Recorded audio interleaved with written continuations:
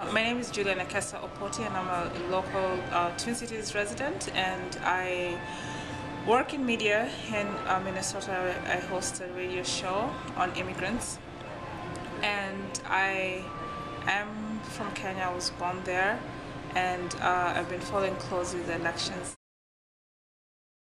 I think it's important to watch the political process, and it's been very curious for me to see how Kenya is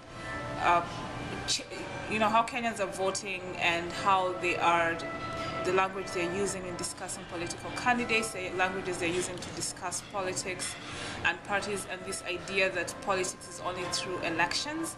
I'm very fascinated by those conversations, and I'm looking forward to seeing people move beyond political heads. But at the moment, as people discuss politics, even as in these countries, the US, we see conversations dwell around politicians and not about processes or policy. So for a long time, Kenyans in the diaspora all over the world haven't been able to vote because the Kenyan constitution did not allow for dual citizenship.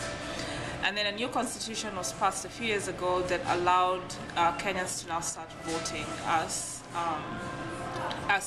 people living in the diaspora. And so with this particular election, the system had not been set in place, and so the government argued, and it was taken to court, and the courts argued that it was going to be too expensive a process for that to happen.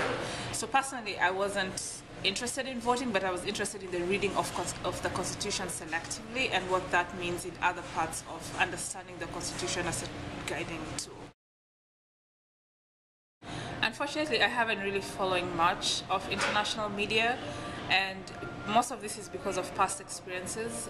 There's always, there's a particular narrative that the press tends to follow, and so I've decided not to waste my energy. There's been a lot of conversations, I know, following from seeing what other people are saying. For example, CNN talking about violence in Kenya every time they talk about the election, naming presidential candidates wrong, and there was even a headline, I think, in one of the European dailies that already declared the winner of the presidential election, even though there is none. And so I know that and so I felt like I'd rather spend my energy, especially because I have such little time, I'd rather spend my energy following what other Kenyans are saying and the conversations on that, and then just make my own judgment.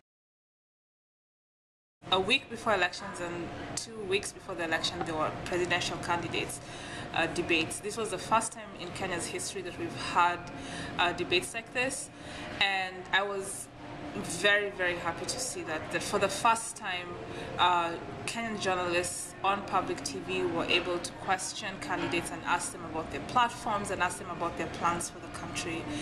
Some of the answers were, of course, not satisfactory, but just the idea that we could have these discussions in public and on the record, that politicians would be able to tell people what their platforms were.